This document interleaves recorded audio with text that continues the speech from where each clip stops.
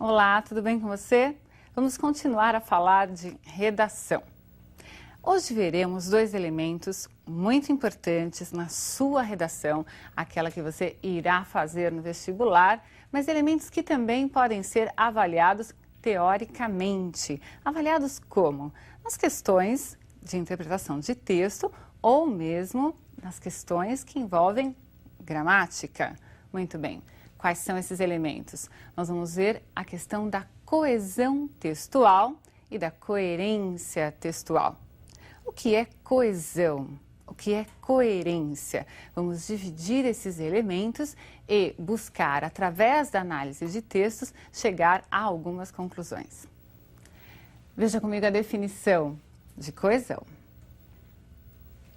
União íntima das partes de um todo. Então veja, a coesão é a forma como você une partes de um elemento inteiro, que é um texto.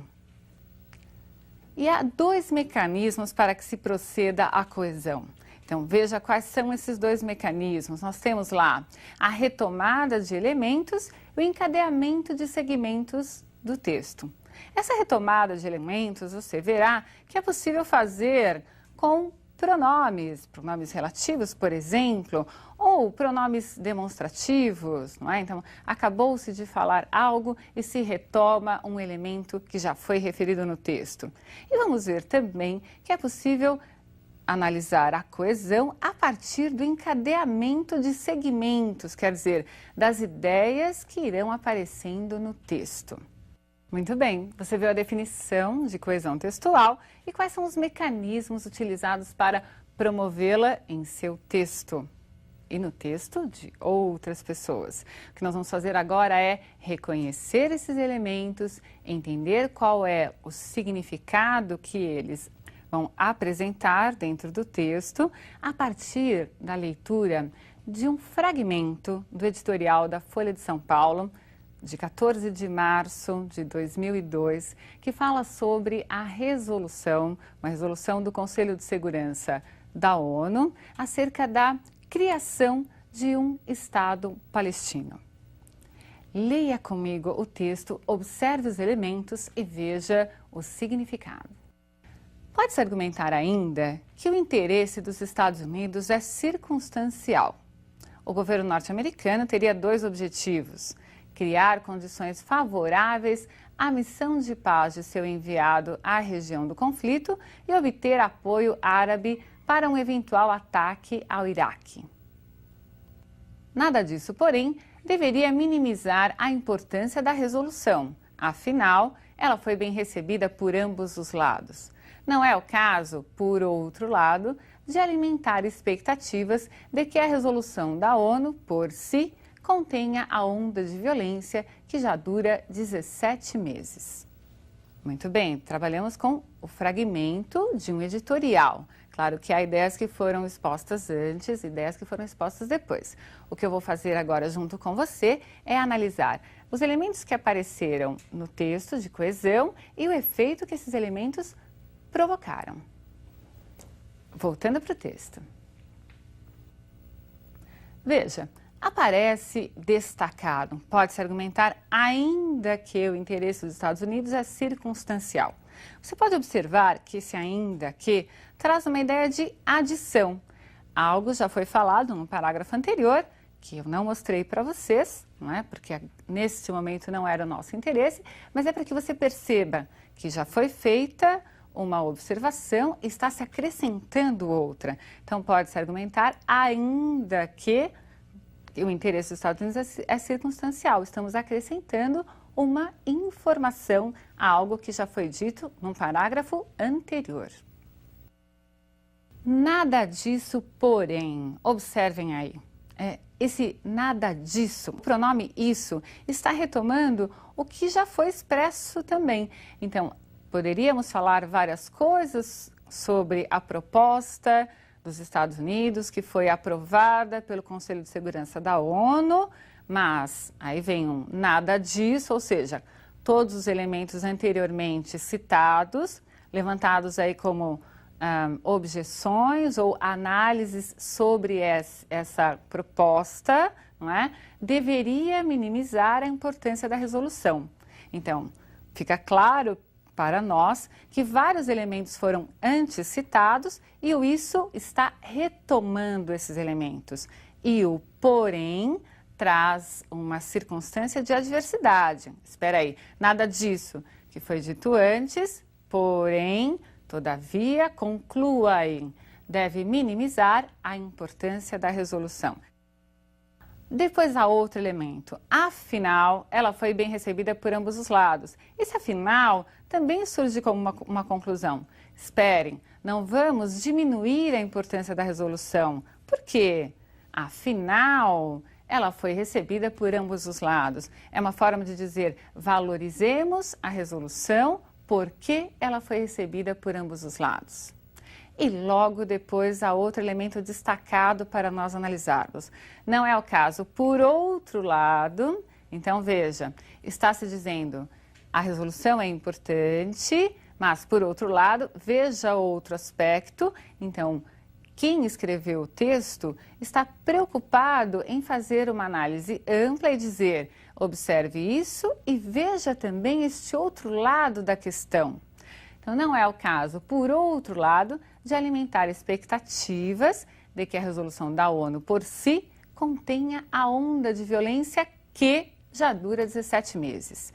Se esse, por outro lado, apresenta uma outra expectativa, veja, vimos um lado, vamos ver o outro, a palavra aqui que vem destacada retoma onda de violência que acabou de ser citado.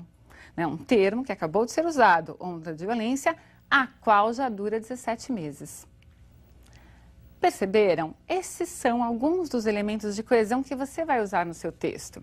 Então, você pode utilizar elementos que são para adição de ideias, elementos que são para resumir ideias, elementos que são para explicar, para concluir, para mostrar lados opostos daquilo que você está redigindo, argumentando em seu texto. Então, é necessário conhecer como se procede a coesão. Quais os elementos que você pode utilizar? Nós vimos ali algumas conjunções, locuções conjuntivas, mas o pronome relativo, um advérbio, às vezes um substantivo, uma preposição, todas essas classes gramaticais fazem muito bem esse papel de unir as partes do texto. E veja, não é só unir, mas dar um sentido a essa união. Entendido isso? Ótimo, então você entendeu o que é coesão, percebeu que é necessário unir as partes, porque o seu texto, eu já disse isso em alguma aula, é uma unidade. Você deve ter o texto como um todo e ligar esse texto de alguma forma. Combinado? Bem, veja agora comigo um exemplo de um texto que, a princípio, quem redigiu não soube muito bem utilizar os elementos de coesão, ou deu uma escorregadinha, porque na verdade trata-se de um texto, um fragmento de um texto do Gilberto de Menstein, né? Então, é claro que ele conhece muito bem a linguagem, mas por vezes nós escorregamos no uso de elementos e criamos um efeito não desejado. Eu quero que você observe esse elemento não desejado que apareceu nesse texto. Gera-se assim o círculo vicioso do pessimismo. As coisas não andam porque ninguém confia no governo. E porque ninguém confia no governo, as coisas não andam. Espere, na verdade, observamos que o mesmo foi dito nos dois últimos períodos. As coisas não andam por quê? Porque ninguém confia no governo. Ninguém confia no governo e as coisas não andam. Dissemos a mesma coisa. E cadê o círculo vicioso do pessimismo que o autor anuncia no primeiro momento? Para eu criar esse círculo vicioso desejado, eu preciso mudar os elementos, colocar o conectivo adequado no lugar adequado. Então vejamos como ficou a transformação desse texto já com a coesão adequada. Gera-se assim o círculo vicioso do pessimismo. As coisas não andam porque ninguém confia no governo. Tudo bem? Isso já estava lá na primeira leitura que fizemos. Agora, ninguém confia no governo porque as coisas não andam. Então, deslocado o porquê para a posição correta, nós criamos esse círculo vicioso. Então, as coisas não andam porque ninguém confia. E ninguém confia porque as coisas não andam.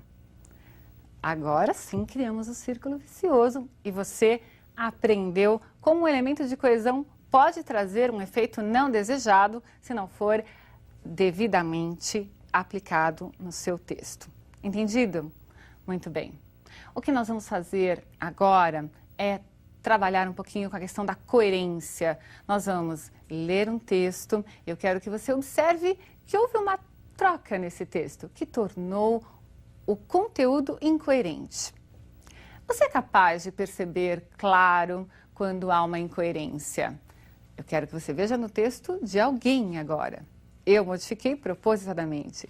E depois eu quero que você seja crítico, leia os seus textos e observe também se está sendo coerente. Apesar dos benefícios, nem sempre os derivados de soja são a opção mais saudável. Na hora de fazer frituras, vale a pena trocar o óleo de soja pelo azeite de oliva. A manteiga leva vantagem sobre o azeite de oliva. Esse derivado do leite é rico em gordura saturada, que tem um efeito perverso no sistema circulatório. Ela aumenta a taxa do colesterol ruim e reduz o nível do bom, HDL. Assim, facilita a agregação de placas nos vasos sanguíneos, contribuindo para problemas como o infarto. Muito bem, existe uma incoerência aí. Há um problema de ligação das ideias. Nós estamos afirmando algo e, de repente, uma informação é colocada que contradiz a anterior. Eu quero ver se você conseguiu perceber o elemento. Vou mostrar agora o que foi trocado e vou dizer para vocês também o que deveria estar no lugar. Veja, o que eu modifiquei foi essa parte que está grifada. A manteiga leva vantagem sobre azeite de oliva. Bom, se ela leva vantagem, não é coerente. Depois disso, dizer que esse derivado do leite, qual? A manteiga, é rico em gordura saturada, que tem um efeito perverso no sistema circulatório. Se ela leva vantagem, ela não deveria ter um efeito perverso.